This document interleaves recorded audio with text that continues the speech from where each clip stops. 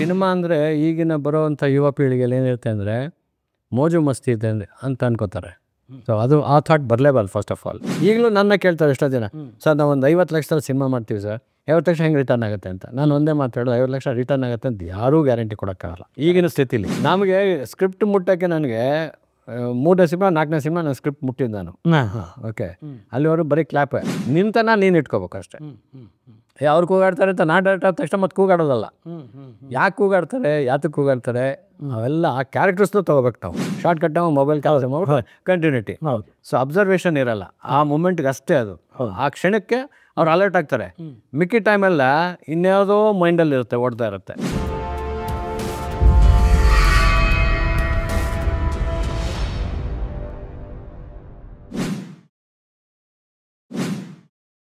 Investing in cinemas without cinema knowledge is injurious to you, your family, and the audience too.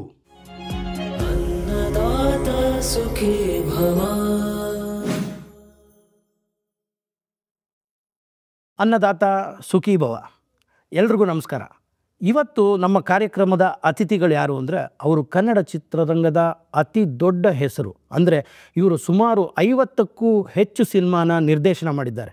ಇವರು assistant ಡೈರೆಕ್ಟರಾಗಿ ಪಾದಾರ್ಪಣೆ ಮಾಡಿದ್ದು 1990ರಲ್ಲಿ. ಅದರ ನಂತರ ಇವರು ಅಸೋಸಿಯೇಟ್ ಡೈರೆಕ್ಟರಾಗಿ ಬೆಳೆದು, ಅದಾದಮೇಲೆ ಡೈರೆಕ್ಟರಾಗಿ ಬೆಳೆದು 50ಕ್ಕೂ ಹೆಚ್ಚು ಸಿನಿಮಾನ ನಿರ್ದೇಶನ ಮಾಡಿದ್ದಾರೆ. ಇವರು ಬೇರೆ ಯಾರೂ ಅಲ್ಲ, ನಮ್ಮ ಪ್ರೀತಿಯ ಬಿ ರಾಮಮೂರ್ತಿ ಸರ್. ಸರ್, ತಮಗೆ ನಮಸ್ಕಾರ, ವಂದನೆಗಳು ಮತ್ತು ತಮಗೆ ಈ ಕಾರ್ಯಕ್ರಮಕ್ಕೆ ಸ್ವಾಗತ, ಸುಸ್ವಾಗತ. Thank you very much sir. Sir, ನಿಮ್ಮ ಬಗ್ಗೆ ಜನರಿಗೆ ಒಂದು ಚಿಕ್ಕದಾಗಿ ಕಿರು ಪರಿಚಯ ಕೊಡೋದಾದರೆ ಹೇಗೆ? ಕಿರು ಪರಿಚಯ ಕೊಡಬೇಕು ಅಂತಂದರೆ ಮೊದಲು ನಮ್ಮ ತಂದೆಯವ್ರನ್ನ ನಾನು ನೆನೆಸ್ಕೋಬೇಕು ಫಸ್ಟ್. ಯಾಕಂದರೆ ಅವರು ಕಲಾವಿದರು. Basically he was an artist. ಆಮೇಲೆ ರಾಜ್ಕುಮಾರ್ ಅವ್ರ ಸಿನಿಮಾ, ವಿಷ್ಣುವರ್ಧನ್ ಅವ್ರ ಸಿನಿಮಾ, ಅಂಬರೀಷ್ ಸಿನಿಮಾದಲ್ಲಿ ಅವ್ರಿಗೆ ಅಂತ ಒಂದು ಪಾತ್ರ ಮೀಸಲಿಡೋದು ಯಾವಾಗಲೂ. ಸ್ಟಾರ್ ಕಾಸ್ಟ್ ಲಿಸ್ಟ್ ಮಾಡೋವಾಗಲೇ ಭೀಮರಾವ್ ಈ ಪಾತ್ರಕ್ಕೆ ಅಂತ. ಸೊ ಆ ಥರ ಒಂದು ಹಿನ್ನೆಲೆಯಲ್ಲಿ ಬಂದಿದ್ದು. ಅದಕ್ಕೂ ಮುಂಚೆ ಏನು ಅಂತ ಹೇಳಿದ್ರೆ, ನಮ್ಮ ತಂದೆಯವರು ನಾಟಕದಲ್ಲಿ ಭಾಗವಹಿಸುವಾಗ ರಕ್ತಾಕ್ಷಿ ಅಂತ ಒಂದು ನಾಟಕ, ಆಮೇಲೆ ಇನ್ನೊಂದು 2-3 ನಾಟಕಗಳಲ್ಲಿ ಬಾಲಕಲಾವಿದನಾಗಿ ನನ್ನನ್ನು ಪಾಠ ಮಾಡಿಸ್ತಾಯಿದ್ರು. ಹಂಗೆ ನನ್ನ ಸ್ಕೂಲ್ ಡೇಸಲ್ಲಿ ಚಿಕ್ಕ ವಯಸ್ಸಿದ್ದಾಗ ಆ ಹಿನ್ನೆಲೆ ಒಂದಿತ್ತು. ಆಮೇಲೆ ನಾನು ಕಾಲೇಜಿಗೆ ಸೇರಿದ ಮೇಲೆ ಥಿಯೇಟ್ರ್ನಲ್ಲಿ ಕಾಲೇಜ್ ಥಿಯೇಟರ್ ಗ್ರೂಪ್ ಏನಿತ್ತು ಅದರಲ್ಲಿ ತುಂಬ ಭಾಗವಹಿಸ್ತಾ ಇದ್ದೆ. ಇಂಟರ್ ಕಾಲೇಜೆಟ್ ಡ್ರಾಮಾ ಕಾಂಪಿಟೇಷನ್ಸ್ ಎಲ್ಲ, ನಿರ್ದೇಶನದ ಜೊತೆಗೆ ಆ್ಯಕ್ಟ್ ಮಾಡೋದು ಇವೆಲ್ಲ. ಸೊ ಮೊದಲ ಪ್ರೈಸೆಲ್ಲ ತೊಗೊಂಡಿದ್ವಿ ಆಗ ಇಂಟರ್ ಕಾಲೇಜೆಟ್ ಕಾಂಪಿಟೇಷನಲ್ಲಿ.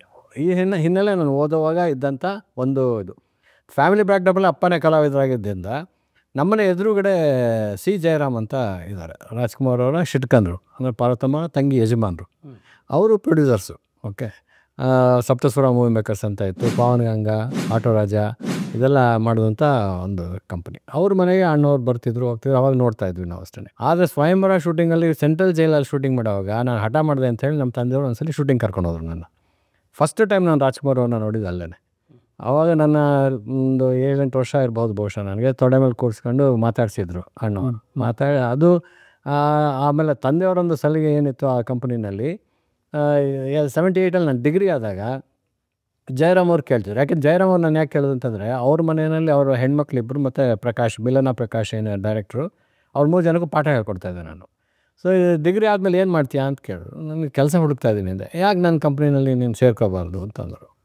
ಹಾಗಾಗಿ ಒಂದು ತಂದೆಯವರ ಸಂಪರ್ಕ, ಸಿನಿಮಾ ಇವೆಲ್ಲ ಆಗಿ ನಾನು 78ಅಲ್ಲಿ ನಾನಿನ್ನ ಬಿಡ್ಲಾರೆ ಚಿತ್ರದ ಮೂಲಕ ನಾನು ಎಂಟ್ರ್ ಆಗಿದ್ದು. ಸೊ ಅದಾದಮೇಲೆ ಮುತ್ತು ಅಸಿಸ್ಟೆಂಟ್ ಡೈರೆಕ್ಟರ್ ಹೋದೆ. ಸೊ ಇಲ್ಲಿ ಅನಂತ್ನಾಗ್ ಇದ್ದರು, 2ನೇ ಪಿಕ್ಚರು ಅನಂತ್ನಾಗು, ಅಲ್ಲಿ ಆರ್ ಎನ್ ಜಯಗೋಪಾಲ್ ಡೈರೆಕ್ಟ್ರು, ಇಲ್ಲಿ ವಿಜಯ ರೆಡ್ಡಿ ಅವ್ರ ಡೈರೆಕ್ಟ್ರು, ಹೀಗೆ ಸಾರಾ ಗೋವಿಂದ್ ಅವರು ಅವಾಗ ಚೀಫ್ ಮ್ಯಾನೇಜರು. ಅವ್ರ ಕೈ ಕೆಳಗಡೆ 2 ಕೆಲಸ, ಈ ಅಸಿಸ್ಟೆಂಟ್ ಡೈರೆಕ್ಟ್ರು ಆಮೇಲೆ ಲೆಕ್ಕ ಬರೆಯೋದು ಇವೆಲ್ಲ ತೊಡಗಿಸ್ಕೊಂಡು ಜಯರಾಮ್ ಅವ್ರು ಮಾಡಿದ ಸಿನಿಮಾಗಳಲ್ಲಿ ಆಟೋ ರಾಜ, ಅನುಪಮ, ಕಾಮನ್ ಬಿಲ್ಲು ಇವೆಲ್ಲ ಅದೆಲ್ಲ ಆಗಿ ಕಾಮನ್ ಬಿಲ್ಲಿಗೆ ಅಸೋಸಿಯೇಟಾಗಿ ಪ್ರಮೋಟ್ ಆದೆ. ಅಸೋಸಿಯೇಟಾಗಿ ಪ್ರಮೋಟ್ ಆದಮೇಲೆ ಸುಮಾರು ಅಣ್ಣವ್ರ ಸಿನಿಮಾಗಳಲ್ಲಿ ತೊಡಗಿಸ್ಕೊಳ್ಳೋಕೆ ಶುರು ಆಯಿತು. ಅಂದರೆ ಅವ್ರ ಮನೆಯಲ್ಲೇ ನಂಗೆ ವಾಸ. ಚೆನ್ನೈಗೆ ಹೋಗ್ತಾ ಅಂದರೆ ಅಣ್ಣವ್ರ ಮನೇಲೆ ನನಗೊಂದು ರೂಮು. ಸೊ ಎಲ್ಲೂ ಹೋಟ್ಲಲ್ಲಿ ಇರಿಸ್ತಾ ಇರಲಿಲ್ಲ. ನನಗೆ ಒಂದು ಫ್ಯಾಮಿಲಿ ಮೆಂಬರ್ ಥರ ಟ್ರೀಟ್ ಮಾಡ್ತಾಯಿದ್ರು ನನ್ನ. ಸೊ ಹಾಗಾಗಿ ಆ ಫ್ಯಾಮಿಲಿಯಲ್ಲಿ ಒಬ್ಬನಾಗಿ ಇದ್ದೆ. ಶಿವರಾಜ್ಕುಮಾರ್ ಅವ್ರದ್ದಾಗಲಿ, ರಾಘವೇಂದ್ರ ರಾಜ್ಕುಮಾರ್ ಅವರಾಗಲಿ ಎಲ್ಲರೂ ನಮ್ಮ ಕಣ್ಣು ಮುಂದೆ ಒಟ್ಟಿಗೆ ಅಯ್ಯಪ್ಪನಿಗೆ ಹೋಗ್ತಾ ಇದ್ದಿದ್ದು. ಮತ್ತು ಅಣ್ಣವರೇ ನಂಗೆ ಫಸ್ಟು ಇರುಮುಡಿ ಕಟ್ಟಿದ್ದು, ಮಾಲೆ ಹಾಕ್ಸಿದ್ದು. ಸೊ ಆ ಥರ ಒಂದು ತುಂಬ ಅಟ್ಯಾಚ್ಮೆಂಟ್ ಇತ್ತು ಫ್ಯಾಮಿಲಿಗೂ ನಮಗೂ. ಹಾಗೆ ನನಗೆ ಸಿನಿಮಾದಲ್ಲಿ ತೊಡಗಿಸ್ಕೊಳ್ಳೋವಂಥ ಒಂದು ಇದು ಬಂತು. ಯಾರು ನನಗೆ ಸಿನಿಮಾ ರಂಗಕ್ಕೆ ಕರ್ಕೊಂಡು ಬಂದು ಅವಕಾಶ ಕೊಟ್ಟು ಅಸಿಸ್ಟೆಂಟಾಗಿ ಸೇರಿಸ್ಕೊಂಡು ನನ್ನ ಅಸೋಸಿಯೇಟ್ ಲೆವೆಲ್ಗೂ ತಂದರು. ಅದೇ ಜಯರಾಮ್ ಅವರು ಫಸ್ಟ್ ಪಿಕ್ಚರ್ ನಾನು 1990 ಅವ್ರದ್ದೇ ರುದ್ರತಾಂಡವ ಅಂತ ಪಿಕ್ಚರು, ಬಾಲರಾಜು ಶಶಿಕುಮಾರ್ ಮಾಡಿದ್ದು. ಡೈರೆಕ್ಟ್ ಮಾಡ್ತೀಯಾ ಅಂತ ಕೇಳಿದ್ರು. ಮಾಡ್ತೀನಿ ಅಂತಂದೆ. ಕಾನ್ಫಿಡೆನ್ಸು ಅಷ್ಟೊತ್ತಿಗೆ ನನಗೆ ಬಂದಿತ್ತು ಕಾನ್ಫಿಡೆನ್ಸ್. ಹೇಗೆ ಬಂತು ಅಂತಂದರೆ, ಆನಂದು ಮತ್ತು ಇನ್ನೂ 2 ಸಿನಿಮಾಗಳಲ್ಲಿ ಕೆಲವು ಭಾಗಗಳನ್ನು ನಾನು ಚಿತ್ರೀಕರಣ ಮಾಡುವಂಥ ಅವಕಾಶ ನಂಗೆ ಸಿಕ್ತು in the absence of the director. So ಅದನ್ನು ಎಡಿಟ್ ಮಾಡಿ ತೋರಿಸಿದ್ಮೇಲೆ ಅಲ್ಲಿ ಸಂಗೀತಂ ಶ್ರೀನಿವಾಸರವರು ಅಕ್ಕ ಅವ್ರಿಗೆ ನಿಮ್ಮ ಕಂಪ್ನಿಯಲ್ಲಿ ಡೈರೆಕ್ಟರ್ ಆಗೋ ಹುಡುಗ ಒಬ್ಬ ಅಂದರೆ ನೆಕ್ಸ್ಟ್ ರಾಮಮೂರ್ತಿ ಇದ್ದಾನೆ ಅಂತ. ಸೊ ಆ ಕಾನ್ಫಿಡೆನ್ಸ್ ಯಾವಾಗ ಬಂದರೆ ಒಪ್ಕೊಂಡೆ ನಾನು. ಸೊ ಹಾಗಾಗಿ ರುದ್ರತಾಂಡವ ನನಗೆ ಡೈರೆಕ್ಟರ್ ಆಗೋ ಚಾನ್ಸ್ ಸಿಕ್ಕಿದ್ದು. ಅದಾದ ನಂತರ ಆ ಪಿಕ್ಚರಲ್ಲಿ ನಾನು ಕೆಲಸ ಮಾಡುವಾಗ ಜೆ ಜಗದೀಶು ವಿಲನ್ ಕ್ಯಾರೆಕ್ಟರ್ ಮಾಡಿದ್ರು, ಅದು ರುದ್ರತಾಂಡವದಲ್ಲಿ. 3 ದಿವಸ ನನ್ನ ಕರೆದವರು, ಅದು ಏನು ಅನ್ನಿಸ್ತೋ ಏನೋ ಗೊತ್ತಿಲ್ಲ, ಜೆ ಜಗದೀಶು ತುಂಬ ಚೆನ್ನಾಗಿ ಮಾಡ್ತಾ ಇದೆಯಮ್ಮ ವರ್ಕು ನೀನು ಅಂಥೇಳಿ ಅಡ್ವಾನ್ಸ್ ತೊಗೊಂತ $10,000 ನನಗೆ ಅಡ್ವಾನ್ಸ್ ಕೊಟ್ಟರು. ನನ್ನ ನೆಕ್ಸ್ಟ್ ಪಿಕ್ಚರ್ ನೀನು ಮಾಡ್ತೀಯಾ ಅಂತ. ಸೊ ಅದು ಆ ಪಿಕ್ಚರು ರಾಣಿ ಮಹಾರಾಣಿಗೆ ಲೀಡ್ ಆಗ್ತದೆ. ಅವ್ರು ಕೊಟ್ಟಿದ್ದ ಅಡ್ವಾನ್ಸು ಸೆಕೆಂಡ್ ಪಿಕ್ಚರ್ ರಾಣಿ ಮಹಾರಾಣಿಗೆ ಬಂತು. ಸೊ ಆ ಸಕ್ಸಸ್ಸು ನನ್ನ ಈ ಮಟ್ಟಿಗೆ ತೊಗೊಂಡೋಯ್ತು. ಅದಾದಮೇಲೆ ಇಂಡಸ್ಟ್ರಿಯಲ್ಲಿ ಯಾರಿಗೆ ಅದೊಂದಂತೂ ನಾನು ಹೇಳೋಕ್ಕೆ ಹೆಮ್ಮೆ ಪಡ್ತೀನಿ. ಏನಂದರೆ ಫಸ್ಟ್ ಕಾಪಿ ನಂದು ನೋಡಿದಾಗ ರುದ್ರತಾಂಡವ 10 ಪಿಕ್ಚರ್ ಅಡ್ವಾನ್ಸ್ ಒಂದೇ ದಿವಸ ತೊಗೊಂಡಿದ್ದೀನಿ. 10,000 ಎಲ್ಲರೂ 10,000 ಕೊಟ್ಟರು, 10 ಸಿನಿಮಾ. ಅದು ರಾಣಿ ಮಹಾರಾಣಿ, ಅಶೋಕ್ ಚಕ್ರ, ನನಗೂ ಹೆಂಡ್ತಿ ಬೇಕು, ಇವೆಲ್ಲ ಸೀರೀಸ್ ಅದು. ಸೊ ಹಾಗಾಗಿ ನನಗೆ I was very much busy. 90s ತುಂಬ ಬ್ಯುಸಿಯಾಗಿದ್ದಂಥ ಒಬ್ಬ ನಿರ್ದೇಶಕನ ಗುರುತಿಸ್ಕೊಂಡೆ. ಆಮೇಲೆ ವೆರೈಟಿ ಆಫ್ ಸಿನಿಮಾಸ್ ಕೊಟ್ಟೆ ನಾನು. I didn't stick to some genre. ಈ ಕಾಮಿಡಿ ಮಾಡಿದ್ರೆ ನೆಕ್ಸ್ಟ್ ಆ್ಯಕ್ಷನ್ ಬಿಟ್ಟರೆ family drama, again come back to action. ಈ ಥರ ಸೆಲೆಕ್ಟ್ ಮಾಡಿ ಆಮೇಲೆ ನಂದು ಕೆಲವು ಕಥೆಗಳನ್ನು ಅಳವಡಿಸ್ಕೊಂಡು, ಲವ್ ಟ್ರೈನಿಂಗ್ ನಂದೇ ಕತೆ, ಕಿಲಾಡಿ ಗಂಡು ನನ್ನ ಕತೆ, ಹೀಗೆ ಕತೆಗಳನ್ನು ಹೆಣೆಯೋಕ್ಕೆ ಶುರು ಮಾಡಿದ್ದೆ. ಸೊ ಹಾಗಾಗಿ ಒಂದು ಗುರುತಿಸ್ಕೊಳ್ಳೋಕೆ ಚಾನ್ಸ್ ಆಯಿತು. ಆ ಹೊರಗಡೆ ಸಿನಿಮಾಗಳು ನಾನು ಜಾಸ್ತಿ ಬಂದಾಗ ನಾನು ಮತ್ತೆ ಅಣ್ಣವ್ರ ಕಂಪ್ನಿಗೆ ಹೋಗೋಕ್ಕೆ ನನಗೆ ಚಾನ್ಸಸ್ ಸಿಕ್ಕಲಿಲ್ಲ ಇನ್ಫ್ಯಾಕ್ಟ್.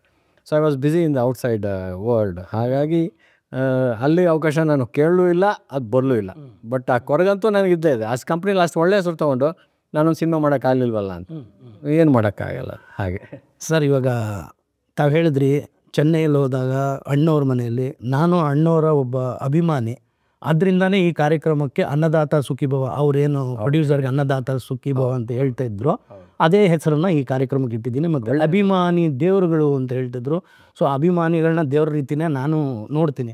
ಬಟ್ ನಿಮಗೇನು ಅಂದರೆ ಒಂದು ಅವಕಾಶ ಜೊತೆಗೆ ಒಂದು ಅದೃಷ್ಟ ಏನಂದರೆ, ಅವ್ರ ಮನೆಯಲ್ಲೇ ಇದ್ದು ಅವ್ರ ಜೊತೆನೇ ಒಡನಾಟ ಇಟ್ಕೊಂಡು ಅವ್ರದ್ದು ಕಾಮನ ಬಿಲ್ಲುವಿಂದ ಹಿಡಿದು ದೇವತಾ ಮನುಷ್ಯ ತನಕ ನೀವು ಅಸೋಸಿಯೇಟ್ ಡೈರೆಕ್ಟರ್ ಆಗಿ ಕೆಲಸ ಮಾಡಿ, ಜೊತೆಗೆ ಅವ್ರ ಮೂರೂ ಮಕ್ಕಳ ಚಿತ್ರಗಳಿಗೆ ಡೈರೆಕ್ಟರ್ ಆಗಿಯೂ ಕೆಲಸ ಮಾಡಿದಿರ. ಈಗ ಹೊಸದಾಗಿ ಬರುವಂಥ ನಟರಿಗೆ ಅಣ್ಣವರ ಯಾವ ಗುಣನ ಅಳವಡಿಸ್ಕೋಬೋದು ಅಂತ ನೀವು ಹೇಳೋ ಪ್ರಕಾರ ಹೇಳಿದ್ರೆ? Number 1 punctuality, okay. 2ನೇದು ಡೆಡಿಕೇಶನ್. ಆಮೇಲೆ ಸೆಟ್ನಲ್ಲಿ ನಮ್ಮ ಬಿಹೇವಿಯರ್ ಏನಿರುತ್ತೆ ಅದು. ಇದು 3 ಅವರೊಬ್ಬರು ಲಿವಿಂಗ್ ಎಕ್ಸಾಂಪಲ್ ಅಂದರೆ ನನಗೆ ಅಣ್ಣವರು. ಸೊ ಪಂಕ್ಚುಯಾಲಿಟಿ ಅಂತ ಬಂದಾಗ ಒಂದು ಇನ್ಸಿಡೆಂಟ್ ಹೇಳ್ತೀನಿ ನಿಮಗೆ. ಕಾಮನ್ ಬಿಲ್ಲುದು ಮೇಲ್ಕೋಟೆನಲ್ಲಿ ಶೂಟಿಂಗ್ ಬೆಳಿಗ್ಗೆ, ಅದು ಟೈಟಲ್ ಕಾರ್ಡ್ಗೆ ಶೂಟ್ ಮಾಡಬೇಕಾಗಿತ್ತು. ಯೋಗ ಅದು, ನೀವು ಈಗಲೂ ಟೈಟಲಲ್ಲಿ ಅದೇ ಇದೆ ಆ್ಯಕ್ಚುಲಿ. ಹೌದು.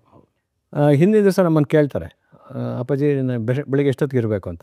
ಬಟ್ ನೀವು ಹೇಳ್ದೆ 8:55 ವಿತ್ ಮೇಕಪ್ ಇರ್ತಾರೆ ಅವರು. 9 o'clock ಕಾಲ್ ಶೀಟ್ ಅಂದರೆ, 6 o'clock ಕಾಲ್ ಶೀಟ್ ಅಂದರೆ 5:45 ಇರ್ತಾರೆ. ಆ ಥರ ವ್ಯಕ್ತಿತ್ವ ಅದು.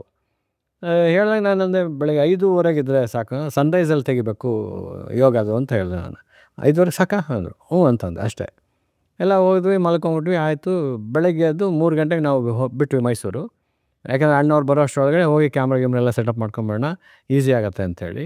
ನೀವು ಬಿಲಿವಿಟ್ಟವ್ರನ್ನ 4:45 ನಾವು ತಲುಪಿದ್ದೀವಿ. ಅಷ್ಟೊತ್ತಿಗಾಗಲೇ ಅವ್ರು ಬಂದು ಒಂದು ರೌಂಡ್ ಯೋಗ ಮಾಡಿ ಕೂತಿದ್ದಾರೆ ಮಂಟಪದಲ್ಲಿ, ಬೆಳಗ್ಗೆ 4:45. ನಮಗೆ ಆಶ್ಚರ್ಯ ಅಂದರೆ ಯಾಕೆ ಅಂತಂದರೆ, ನಾನೇನೋ ಮಾಡೋವಾಗ ನೀವು ಶೂಟ್ ಮಾಡೋವಾಗ ವ್ಯತ್ಯಾಸ ಆಯಿತು ಅಂದರೆ ಆ ಯೋಗಾಸನದಲ್ಲಿ ಆಸನಗಳ ವ್ಯತ್ಯಾಸ ಆದಾಗ ನಿಮ್ಮ ಮತ್ತೆ ರೀಟೇಕು ಮಾಡೋದು ಪ್ರಾಬ್ಲಮ್ ಆಗುತ್ತೆ. ಅದಕ್ಕೆ ಒಂದ್ಸಲಿ ಪ್ರಾಕ್ಟೀಸ್ ಮಾಡಿಬಿಟ್ಟು ನನಗೂ ಈಸಿ ಅಂತ ಕೂತಿದ್ದಾರೆ ಅಲ್ಲಿ. Very good. ಸೊ ಇದು ಅವರ ಪಂಕ್ಚುಯಾಲಿಟಿ ಆ್ಯಂಡ್ ಡೆಡಿಕೇಶನ್ ಎರಡೂ ಇದೆ ಅದರಲ್ಲಿ. ಓಕೆ. ಇನ್ನು ವ್ಯಕ್ತಿತ್ವದ ಬಗ್ಗೆ ಹೇಳ್ಬೇಕಂತಂದರೆ, ದೇವಸ್ಥಾನಕ್ಕೆ ಅವರು ಸುಮಾರು ನನ್ನ ಕಳಿಸೋರು ದೇವಸ್ಥಾನಕ್ಕೆ. ಅಕ್ಕ ಅವ್ರು ಏನಂದರೆ ಒಂದು ಸ್ವಲ್ಪ ದುಡ್ಡು ಕೊಟ್ಬಿಟ್ಟು ನನ್ನ ಕೈಲಿ ಕಳಿಸ್ಬಿಡೋರು. ಯಾಕೆಂತಂದರೆ ನಾನ್ ವೆಜ್ ತಿನ್ನಲ್ಲ ಅಂತ ಒಂದು ಪ್ಲಸ್. ಅವ್ರಿಗೆ ದೇವಸ್ಥಾನಗಳಿಗೆ ನಾನ್ ವೆಜ್ ತಿನ್ನೋರು ಹೋಗಲ್ಲ. ಅವ್ರು ಈಗಲೂ ಅಷ್ಟೇ, ಅಣ್ಣವರು ನಾನ್ ವೆಜ್ ತಿಂದರೆ ದೇವಸ್ಥಾನಕ್ಕೆ ಹೋಗ್ತಾ ಇರಲಿಲ್ಲ ಅವರು. ಅವ್ರ ಮನೇಲಿ ಎಲ್ಲರೂ ಅಷ್ಟೇ, they will follow that. Non veg ತಿಂದರೆ ದೇವಸ್ಥಾನದ ಒಳಗಡೆ ಹೋಗಲ್ಲ. ಸೊ ನಾನು ತಿನ್ನೋದೇ ಇಲ್ವಲ್ಲ, ಹಾಗಾಗಿ ದೇವಸ್ಥಾನಕ್ಕೆ ನನ್ನ ಕೈಲಿ ಪರ್ಮನೆಂಟಾಗಿ. ಸೊ ನನ್ನ ಕೈಲಿ ದುಡ್ಡು ಕೊಟ್ಬಿಡೋರು. ಹೋದರೆ ದೇವಸ್ಥಾನಕ್ಕೆ ಅವ್ರು ಮಂಗಳಾರತಿ ಕೊಟ್ಟಾಗ ನಾವೇನು ತೆಕ್ಕೊಡ್ತೀವೋ ಅದನ್ನು ಹಾಕ್ಬಿಡೋರು, ಕೈ ಮುಗಿದ್ಬಿಡೋರು ಅಷ್ಟೇ. ಅದಕ್ಕೊಂದು ಎಕ್ಸಾಂಪಲ್ ಹೇಳಿದರು ನೋಡಿ, ನಿಮ್ಮ ಹತ್ರ ಇದೆ ತೊಗೊಂಡು ಕೊಟ್ರಿ, ನಾನು ಅಲ್ಲಿ ಹಾಕ್ಬಿಟ್ಟೆ, ಮುಗಿದೋಯ್ತು ನನ್ನ ಜವಾಬ್ದಾರಿ. ಅದು ನನ್ನ ಜಾಬಲ್ಲಿದ್ದರೆ ಇಲ್ಲಿ ಕೆಡುತ್ತೆ ಅಂಥದ್ದು. ಸೊ ದುಡ್ಡು ಒಬ್ಬ ವ್ಯಕ್ತಿತ್ವನ ಅಥವಾ ವ್ಯಕ್ತಿಯನ್ನು ಹೇಗೆ ಹಾಳು ಮಾಡುತ್ತೆ ಅನ್ನೋದು it is the best example. Yes yes so ಈ ಥರ ಸುಮಾರಿದೆ ಅವ್ರ ವ್ಯಕ್ತಿತ್ವ ಬಗ್ಗೆ ಹೇಳ್ಬೇಕಂದ್ರೆ. ಅದನ್ನು ಈಗಿನವರು ಒಂದು ಚೂರು ಅನ್ಸಿಸ್ಬಿಟ್ರೆ they will go to that level. Sir, 1990 ನಿಮ್ಮ ಎಂಟ್ರಿ ಲೆವೆಲಿಂದ ಹಿಡಿದು ನೀವಿವಾಗ ಸಿನಿಮಾಗಳ ಹೆಸರು ಹೇಳ್ತಾ ಹೋದ್ರಿ, ಹೇಳ್ತಾ ಹೋದ್ರಿ. ಆ್ಯಕ್ಚುಲಿ ಹೇಳಿದ್ರೆ ಆ 1990s ಅನ್ನೋ ಏನು ಏಜ್ ಗ್ರೂಪ್ ಇರುತ್ತೆ, ಆವಾಗ ನಾನು ಕಾಲೇಜ್ ಡೇಸ್. ಸೊ ನೀವು ಹೇಳಿದಂಥ ಸಿನಿಮಾನೆಲ್ಲ ನೋಡ್ಕೊಂಡು ಬೆಳೆದವ್ರು ನಾವು. ಬಟ್ ಏನು ಅಂದರೆ ಅಷ್ಟು ಸಿನಿಮಾಗಳು ಇವತ್ತಿಗೂ ನಮಗೆ ರೋಮಾಂಚನ ಆಗುತ್ತೆ. ಸೊ ಒಬ್ಬ ಡೈರೆಕ್ಷನ್ ಡಿಪಾರ್ಟ್ಮೆಂಟ್ ಬರಬೇಕಾದ್ರೆ ನಿಮ್ಗಿಂತ ದೊಡ್ಡ ಎಕ್ಸಾಂಪಲ್ ಬೇಕಿಲ್ಲ. ಯಾಕಂದರೆ 50+ ಸಿನಿಮಾಸ್ ನೀವು ಡೈರೆಕ್ಷನ್ ಮಾಡಿದಿರ, 25+ ಸಿನಿಮಾಸ್ ನೀವು ಅಸೋಸಿಯೇಟ್ ಆಗಿ, ಕೋ ಡೈರೆಕ್ಟ್ರಾಗಿ, ಅಸಿಸ್ಟೆಂಟ್ ಡೈರೆಕ್ಟ್ರಾಗಿ ಅದಕ್ಕಿಂತ ಜಾಸ್ತಿ ಮಾಡಿದಿರ. ಸೊ ಒಬ್ಬ ಡೈರೆಕ್ಟ್ರಾಗಿ ಬರಬೇಕಾದ್ರೆ ಏನು ಪ್ರಿಪ್ರೇಷನ್ ಜೊತೆ ಅವನು ಸಿನಿಮಾ ಇಂಡಸ್ಟ್ರಿ ಒಳಗೆ ಬರಬೇಕು ಅಂತ? ಫಸ್ಟು ಅವರು ಸಿನಿಮಾ ಅಂದರೆ ಈಗಿನ ಬರೋವಂಥ ಯುವ ಪೀಳಿಗೆಯಲ್ಲಿ ಏನಿರುತ್ತೆ ಅಂದರೆ ಮೋಜು ಮಸ್ತಿ ಇದೆ ಅಂತ ಅನ್ಕೋತಾರೆ. ಸೊ ಅದು ಆ ಥಾಟ್ ಬರಲೇಬಾರ್ದು first of all. Correct. So ನಾವಿಲ್ಲಿ ಏನು ಮಾಡೋಕ್ಕೆ ಅಂತ ಬಂದಿದ್ದೀವಿ ಅದ್ರ ಮೇಲೆ ಗಮನ ಇರಬೇಕು, ಗಂಭೀರವಾಗಿ ತೊಗೋಬೇಕು ಅದನ್ನು. ಸೊ ಲೈಫ್ ನಮ್ಮದು ಅದರಲ್ಲೇ ಇರೋದು ಈಗ. So you should not take it as a sportive ಇದಲ್ಲ, ಸ್ಪೋರ್ಟ್ ಅಲ್ಲ ಅದು, ಇಟ್ ಈಸ್ ಅವರ್ ಪ್ರೊಫೆಷನ್ ಅಂತ ಹೋಗ್ಬೇಕು. ಎಸ್. ಜೀವಮಾನಕ್ಕೆ ನಾವು ಏನು ಗಳಿಸ್ತೀವಿ, ಜೀವನದಲ್ಲಿ ನಾವು ಏನು ಸಾಧಿಸ್ತೀವಿ, ಎರಡನ್ನೂ ಇಟ್ಕೋಬೇಕು ಅವರು. ಕರೆಕ್ಟ್. ಬರೋದು ಹೇಗೆ ಕೆಲಸ ಮಾಡಬೇಕು ಅನ್ನೋದನ್ನು. ಸೊ ನಾನು ಅಪ್ರೆಂಟಿಸ್ಗಳನ್ನ ಸೇರಿಸ್ಕೊಳ್ಳೋವಾಗ when I was a director, ಅಪ್ರೆಂಟಿಸ್ಗಳು ಬಂದರೆ ನನ್ನ ಹತ್ರ ಕೇಳಿದ್ರೆ ಸುಮಾರು ಜನಕ್ಕೂ ಅವಕಾಶ ಕೊಟ್ಟಿದ್ದೀನಿ. ಅವಾಗ 17 ಜನ ಅಸಿಸ್ಟೆಂಟ್ಸ್ ಇದ್ರು ಅವಾಗ ನನ್ನ ಹತ್ರ ಆ್ಯಕ್ಚುಲಾಗಿ. ಫಸ್ಟ್ 4 ಡೇಸು ಅವ್ರಿಗೇನು ಕೆಲಸ ಹೇಳ್ತಿರಲಿಲ್ಲ ನಾನು, ಜಸ್ಟ್ ಅಬ್ಸರ್ವೇಷನ್ ಅಷ್ಟೇ. ಏನು ಕೆಲಸ ಮಾಡ್ತಾರೆ, ಡೈರೆಕ್ಷನ್ ಡಿಪಾರ್ಟ್ಮೆಂಟ್ ಅಸೋಸಿಯೇಟ್ ಏನು ಕೆಲಸ ಮಾಡ್ತಾರೆ, ಅಸಿಸ್ಟೆಂಟ್ ಏನು ಕೆಲಸ ಮಾಡ್ತಾರೆ, ಕಂಟಿನ್ಯೂಟಿ ಅಸಿಸ್ಟೆಂಟ್ಸ್ ಏನು ಕೆಲಸ ಮಾಡ್ತಾರೆ, ಆ್ಯಕ್ಷನ್ ಕಂಟಿನ್ಯೂಟಿ ಅಸಿಸ್ಟೆಂಟ್ಸ್ ಏನು ಕೆಲಸ ಮಾಡ್ತಾರೆ, ಈ ಥರ ಅಬ್ಸರ್ವ್ ಮಾಡ್ಬೇಕಷ್ಟೇ, ಇನ್ನೇನು ಮಾಡಬಾರ್ದು. ಆಮೇಲೆ ಗಂಟೆಗೆ ಒಂದು 4 ಸಲ ಸೈಲೆನ್ಸ್ ಅಂತ ಕೂಗಬೇಕು ಸೆಟ್ಟಲ್ಲಿ. ಎಲ್ಲಿ ಫ್ಲೋರಲ್ಲಿ ಇರ್ತೀವಿ ಸೈಲೆನ್ಸ್ ಅಂತ ಕೂಗಬೇಕು. ಅದು ಅವಾಗವಾಗ ಕೂಗದೇ ಇದ್ದರೆ ಅವ್ನು ನಾಲಾಯಕ್ ಅಂತ. ಎರಡನೇದು ನಾನು ಕೇಳಿದ ತಕ್ಷಣ ಉತ್ತರ ಕೊಡೋಂಗಿರ್ಬೇಕು ಅವರು ಕಂಟಿನ್ಯೂಟಿನಲ್ಲಿ. ಕಟ್ ಮಾಡಿದ್ದೀವಿ, ಕರೆಕ್ಟ್, ಶಾರ್ಟಲ್ಲಿ ಕಟ್ ಆಯಿತು, ನೀನು ನೋಡ್ಕೊಂಡ್ಯಾ, ನಾವು ಅದೇ ಗ್ರಾಫ್ ಹಾಕೋತಾ ಇದ್ವಿ ಅಲ್ಲಿ, ಗೆಸ್ಟರ್ ಎಲ್ಲಿದೆ, ಯಾವ ಕೈಲಿ ಏನಿದೆ ಅಂತ. ಸೊ ಈಗೇನಾಗಿದೆ ಅಂದರೆ ಇದೆಲ್ಲ ಈಸಿ ಆಗೋಯ್ತು, ಮೊಬೈಲಲ್ಲಿ ಕ್ಯಾಪ್ಚರ್ ಮಾಡಿ ಇಟ್ಕೊತಾರೆ. Correct. Short cut mobile capture ಮಾಡಿ ಕಂಟಿನ್ಯೂಟಿ. ಹೌದು. ಸೊ ಅಬ್ಸರ್ವೇಷನ್ ಇರಲ್ಲ ಆ ಮೂಮೆಂಟ್ಗೆ ಅಷ್ಟೇ, ಅದು ಆ ಕ್ಷಣಕ್ಕೆ ಅವ್ರು ಅಲರ್ಟ್ ಆಗ್ತಾರೆ. ಮಿಕ್ಕಿ ಟೈಮೆಲ್ಲ ಇನ್ಯಾವುದೋ ಮೈಂಡಲ್ಲಿ ಇರುತ್ತೆ, ಓಡ್ತಾ ಇರುತ್ತೆ. ಸೊ ಇವೆಲ್ಲವೂ ಏನಾಗುತ್ತೆ, observation is the most important for an direction department students. Yes. ನೀವು ಎಷ್ಟು ಅಬ್ಸರ್ವ್ ಮಾಡ್ತೀರಿ ಅಷ್ಟು ಪ್ಲಸ್ ನಿಮಗೆ. ಶಾರ್ಟ್ ಕಂಪೋಸ್ ಮಾಡಿದಾಗ ಈ ಶಾರ್ಟ್ ಯಾತಕ್ಕೆ ತೆಗಿತಾರೆ, ಈ ಕ್ಲೋಸ್ ತೆಗಿಯೋದಕ್ಕೆ ಒಂದು ಅರ್ಥ ಇರುತ್ತೆ, ಟ್ರಾಲಿ ಹಾಕೋದಕ್ಕೆ ಒಂದು ಅರ್ಥ ಇರುತ್ತೆ. ಯಾಕೆ ಟ್ರಾಲಿ ಹಾಕೋದು, ಸುಮ್ಮನೆ ಟ್ರಾಲಿ ಹಾಕೋದು ಅರ್ಥ ಇಲ್ಲ. ಸೊ ಆರ್ಟಿಸ್ಟ್ ಮೂಮೆಂಟ್ ಇಲ್ಲದೆ ಇದ್ದಾಗ ಟ್ರಾಲಿ ಯೂಸ್ ಮಾಡಬೇಕು, ಆರ್ಟಿಸ್ಟ್ ಮೂಮೆಂಟ್ ಪ್ಯಾರಲಲ್ಲಿ ಇದ್ದಾಗ ಟ್ರಾಲಿ ಯೂಸ್ ಮಾಡಬೇಕು, ಅಥವಾ ಆರ್ಟಿಸ್ಟ್ ಎಲ್ಲ ಸ್ಟ್ಯಾಟಿಕ್ ಆಗಿದ್ದಾಗ ಕ್ಯಾಮ್ರಾ ಮೂಮೆಂಟ್ ಇರಬೇಕು. ಇದಕ್ಕೆ ನಾವು ಅಳವಡಿಸ್ಕೊಳ್ಳೋಂಥದ್ದು ಅದು. Correct. So importance of the short ಅನ್ನೋದನ್ನು ಅವ್ರಿಗೆ ಮನವರಿಕೆ ಆಗೋದು ತುಂಬ ಲೇಟ್ ಆಗುತ್ತೆ ಅವಾಗ. ಸೊ ಇದನ್ನ ಹೇಳೋದು ನಾನು ಅಂದರೆ ಇಂಟ್ರೆಸ್ಟ್ ಇಟ್ಟು ಕೆಲಸ ಮಾಡಬೇಕು. ಸಾಯಂಕಾಲ 6 ಗಂಟೆ ಆದ ತಕ್ಷಣ ಬೇರೆ ಲೋಕ ಇದೆಯಲ್ಲ, ಆ ಲೋಕ ಅಲ್ಲವೇ ಅಲ್ಲ, ನಮ್ಮ ಲೋಕ ಸಿನಿಮಾ ಲೋಕ. ಹೌದು. ಅದನ್ನು ಸ್ಟಡಿ ಮಾಡಬೇಕು. ಆಮೇಲೆ basically they should know the history of the cinema. ಇಲ್ಲಿಂದ ಸಿನಿಮಾ ಕಪ್ಪು ಬಿಳುಪಿಂದ ಎಲ್ಲಿ ಬಂತು, ಫಸ್ಟು ಎಲ್ಲಿಂದ ಶುರುವಾಯಿತು, ಆ ಹಿಸ್ಟ್ರಿ ಅಲ್ಲದೆ ಇದ್ರೂ ಕೂಡ ನಮ್ಮ ಕನ್ನಡ ಇಂಡಸ್ಟ್ರಿಗೆ ಬರೋವಾಗ ಕನ್ನಡ ಸಿನಿಮಾಗಳ ಬಗ್ಗೆ ಒಂಚೂರು ಅಧ್ಯಯನ ಮಾಡಬೇಕು. ಅಧ್ಯಯನ ಏನಾಗುತ್ತೆ, ನಮಗೆ ಇನ್ನೂ ಹೆಚ್ಚಾಗಿ ಶಕ್ತಿ ಕೊಡುತ್ತೆ, ಅಥವಾ ನಾಲೆಡ್ಜಬಲ್ ಇದು ಬೆಳೆಯುತ್ತೆ, ನಮಗೆ ನಾಲೆಡ್ಜ್ ಬೆಳೆಯುತ್ತೆ. ಸೊ ಆ ನಿಟ್ಟಿನಲ್ಲಿ ನಾನು ಹೇಳೋದು ಇಷ್ಟೇ, ಅಬ್ಸರ್ವೇಷನ್ ಆ್ಯಂಡ್ ಎಕ್ಸ್ಪೀರಿಯನ್ಸ್ ಎರಡು ಕೌಂಟ್ ಆಗುತ್ತೆ ನಿಮಗೆ. ಸೊ ಯಾರ ಹತ್ರ ವರ್ಕ್ ಮಾಡ್ತೀರಾ ಅವ್ರ ಮೆಂಟಾಲಿಟಿ ನೀವು ಅಳವಡಿಸ್ಕೋಬಾರ್ದು. ನಮ್ಮಲ್ಲಿ ಕೆಲವು ನಿರ್ದೇಶಕರು ತುಂಬ ಸಿಟ್ಟಲ್ಲಿ ಕೆಲಸ ಮಾಡೋರು ಇರ್ತಾರೆ, ತುಂಬ ಕೂಲಾಗಿ ಕೆಲಸ ಮಾಡೋರು ಇರ್ತಾರೆ. ನಿಂತನ ನೀನು ಇಟ್ಕೋಬೇಕು ಅಷ್ಟೇ. ಅವ್ರು ಕೂಗಾಡ್ತಾರೆ ಅಂತ ನಾ ಡೈರೆಕ್ಟ್ ಆದ ತಕ್ಷಣ ಮತ್ತೆ ಕೂಗಾಡೋದಲ್ಲ. ಯಾಕೆ ಕೂಗಾಡ್ತಾರೆ, ಯಾತಕ್ಕೆ ಕೂಗಾಡ್ತಾರೆ, ಅವೆಲ್ಲ ಆ ಕ್ಯಾರೆಕ್ಟರ್ಸ್ನೂ ತೊಗೋಬೇಕು ನಾವು. ಅದೇ. ಸೊ ಅಬ್ಸರ್ವೇಷನ್ ಎಲ್ಲೆಲ್ಲಿ ಅಂತಂದರೆ ಕ್ಯಾರೆಕ್ಟರ್ಸ್ ತೊಗೊಳೋದ್ರಲ್ಲಿರುತ್ತೆ. ಇವಾಗ ಒಂದು ಕ್ಯಾರೆಕ್ಟರ್ ಸೃಷ್ಟಿ ಮಾಡಿದಾಗ ಇದನ್ನು ಯಾಕೆ ಸೃಷ್ಟಿ ಮಾಡಿದ್ರು, ಸೊ ಅವೆಲ್ಲೂ ಕಲಿತಾ ಹೋದಷ್ಟು ನಿಮಗೆ ಪಕ್ಕ ಆಗುತ್ತೆ ಅದು. So when you handle the script ನಿಮ್ಗೆ ಅದು ಇನ್ನೂ ಬೆಳೀತಾ ಹೋಗುತ್ತೆ ಅದು. ಇದು ಯಾಕೆ ತಪ್ಪಾಯಿತು, ಈ ರಿವರ್ಸಬಲ್ ಸ್ಕ್ರೀನ್ ಪ್ಲೇ ಅಂತೀವಿ, ಯಾಕೆ ಇಲ್ಲಿ ರಿವರ್ಸಬಲ್ ಸ್ಕ್ರೀನ್ ಪ್ಲೇ ಮಾಡ್ತಾರೆ. ಸೊ ಈಗ ನರೇಷನ್ ಹೆಂಗೆ ತೊಗೊಂಡೋಗ್ತಾರೆ, 1 ಲೈನ್ ಅಂದ್ರೆ ಏನು, ನೆಕ್ಸ್ಟ್ ಸ್ಟೋರಿ ಬೋರ್ಡ್ ಅಂದ್ರೆ ಏನು, ಸೊ ನೆಕ್ಸ್ಟು 1 ಲೈನ್ನ ಇಟ್ಕೊಂಡು ಸ್ಕ್ರೀನ್ ಪ್ಲೇ ಮಾಡಿದಾಗ ಹೆಂಗಿರುತ್ತೆ ಡೀಟೇಲು, ಇವೆಲ್ಲವೂ ಫೈಲ್ ಕೊಟ್ಟು ತೊಗೋಬೇಕು ಅವರು. ಈಗ ಫೈಲೇ ಮುಟ್ಟಲ್ಲ ಎಲ್ಲರೂ. ಹೌದೌದು. ಇವಾಗ ಬೌಂಡ್ ಸ್ಕ್ರಿಪ್ಟ್ ಅನ್ನೋ ಒಂದು ಕಾನ್ಸೆಪ್ಟಿಂದ ಆಚೆ ಬಂದ್ಬಿಟ್ಟಿದ್ದಾರೆ. ಹೋಯ್ತು. ನಮಗೆ ಸ್ಕ್ರಿಪ್ಟ್ ಮುಟ್ಟೋಕ್ಕೆ ನನಗೆ 3ನೇ ಸಿನಿಮಾ 4ನೇ ಸಿನಿಮಾ ನಾನು ಸ್ಕ್ರಿಪ್ಟ್ ಮುಟ್ಟಿದ್ದು ನಾನು. ಓಕೆ, ಅಲ್ಲಿವರು ಬರೀ ಕ್ಲಾಪೇ, ಅವಾಗ ಸೌಂಡ್ ಕ್ಲಾಪ್ ಬೇರೆ. ಸೌಂಡ್ ಕ್ಲಾಪ್ ಕೊಡೋದು ನಾಳೆ ಅದು ತುಂಬ ಆರ್ಟಿಸ್ಟಿಕ್ ಮೆಥಡ್ ಅದು. ಹೌದು. ಏನಂತಂದರೆ ಕ್ಲೋಸ್ ಅಪ್ ಇದ್ರೆ ಕಣ್ಣ ಹತ್ರನೇ ಕ್ಲಾಪ್ ಹೊಡಿಬೇಕು. ಇಲ್ಲಿ ಬಂದು ನಂಬರ್ ಇಲ್ಲಿರ್ಬೇಕು, ಇಲ್ಲಿ ಇಳಿಸಿ ಕ್ಲಾಪ್ ಇಲ್ಲಿ ಹೊಡಿಬೇಕು. ಆಮೇಲೆ ಲೈಟ್ಸ್ನ ಕ್ರಾಸ್ ಮಾಡಬಾರ್ದು. ಇಷ್ಟೆಲ್ಲ ರಿಸ್ಟ್ರಿಕ್ಷನ್ ಒಬ್ಬ ಕ್ಲಾಪ್ ಬಾಯ್ಗೆ ಅಷ್ಟೊಂದು ರಿಸ್ಟ್ರಿಕ್ಷನ್ ಅವಾಗ. ಸೊ ಶಾಡೋಗಳು ಪ್ಲೇ ಆಗುತ್ತೆ ಅಂತೇಳಿ ಟಕ್ಕದ ಕ್ಲಾಪ್ ಹೊಡೆದು ಕೂತ್ಕೊಂಡು ತೆವಳ್ಕೊಂಡು ಹೋಗಿದ್ದೀವಿ ನಾವು, ಲೈಟ್ಸ್ ಕ್ರಾಸ್ ಆಗುತ್ತೆ ಅಂತ. ಸೊ ಈ ನಾಲೆಡ್ಜ್ ಎಲ್ಲ ಯಾಕಿರಲ್ಲ ಈಗ ಅಂತಂದರೆ ಅವು ಯಾವುದೂ ಇಲ್ಲ. ಆಮೇಲೆ ನೀವು ಹೇಳಿದ ಪ್ರಕಾರ ಒಬ್ಬ ಡೈರೆಕ್ಟ್ರಾಗಿ ಬರೋನು ಯಾವುದಾದ್ರೂ ಒಬ್ಬರು ಡೈರೆಕ್ಟರ್ ಅಂಡರು ಅಸಿಸ್ಟೆಂಟ್ ಆಗಿ ಅಸೋಸಿಯೇಟ್ ಆಗಿ ಕೆಲಸ ಮಾಡ್ಕೊಂಡು ಬಂದರೆ ಅನುಕೂಲ ಆಗುತ್ತೆ ಅಂತ ಹೇಳ್ತೀರಾ? ಬೇಸಿಕ್ ನಾ ಹೇಳ್ತಾ ಇರೋದು. ಬೇಕಾ ಹಾಗೆ ಮಾಡೋದು ಯಶಸ್ವಿ ಆಗಿದ್ದಾರೆ. ಅದು ಮಾಡಲೇಬೇಕು ಅಂತಲೂ ಅಲ್ಲ. ಸೊ ನೀವು ಅದನ್ನು ಸ್ಟಡಿ ಮಾಡಿರ್ತಾರೆ ಅವ್ರು ಅಷ್ಟೇ. ಇಲ್ಲಿ ಎಕ್ಸ್ಪೀರಿಯನ್ಸ್ ಅಲ್ಲದೆ ಇದ್ದವರು they will study the books ಅಷ್ಟೇ. ಅದೇ ಅಥವಾ ಅಧ್ಯಯನ ಮಾಡ್ತಾರೆ, ಸಿನಿಮಾ ಅಧ್ಯಯನ ಮಾಡಿ ಬಂದಿರ್ತಾರೆ ಅವರು. ಈಗ ಆದರ್ಶ ಫಿಲ್ಮ್ ಇನ್ಸ್ಟಿಟ್ಯೂಟ್ ನಾನು ಪ್ರಿನ್ಸಿಪಲ್ ಆಗಿದ್ದಾಗ 3 years ಪ್ರಿನ್ಸಿಪಲ್ ಆಗಿದ್ದೆ ಅಲ್ಲಿ. ಸೊ ನಾನು ಅಲ್ಲಿ ಬಂದಿದ್ದ ಸ್ಟೂಡೆಂಟ್ಸ್ಗೆ ಇಷ್ಟ ಹೇಳ್ತಾ ಇರೋದು, ಇಲ್ಲಿ ನಿಮಗೆ ಬೇಸಿಕ್ ಅಷ್ಟೇ. ಸೊ ನೀವು ಇಂಡಸ್ಟ್ರಿಗೆ ಹೋದಾಗ ನೀವು ಹೇಗೆ ನೋಡ್ಕೋಬೇಕು ಅಲ್ಲಿ ನಿಮ್ಮ ವ್ಯಕ್ತಿತ್ವ ಮೇಲೆ ಹೋಗುತ್ತೆ ಅದು. ಹೌದು. ಇಲ್ಲಿ ನಾವು ಹೇಳ್ಕೊಡ್ಬೋದು ಅಷ್ಟೇ. ಇವಾಗ ನೀವು ಡಿಗ್ರಿ ಓದೋಕೆ ಹೋದಾಗ ಏನಾಗುತ್ತೆ, ಡಿಗ್ರಿಗೆ ಏನು ನಿಮ್ಗೆ ಎಜುಕೇಷನ್ ಫೀಡ್ ಮಾಡ್ತಾರೆ, ಬಟ್ ಅದನ್ನು ನೀವು ಹೇಗೆ ತೊಗೋತೀರಾ ಅನ್ನೋದು ಇಂಪಾರ್ಟೆಂಟ್. ಹೌದು. ಸೊ ಎಕ್ಸ್ಪೀರಿಯನ್ಸ್ ಒಂದು ಕಡೆ ಆದರೆ ಅಧ್ಯಯನ ಒಂದು ಕಡೆ ಇರುತ್ತೆ, ಎರಡು ಪ್ಯಾರಲಲ್ ಆಗಬೇಕು. ಕರೆಕ್ಟ್. ಆವಾಗ ಸಕ್ಸಸ್ಫುಲ್ ಇದಾಗುವಾಗ. ಕರೆಕ್ಟ್.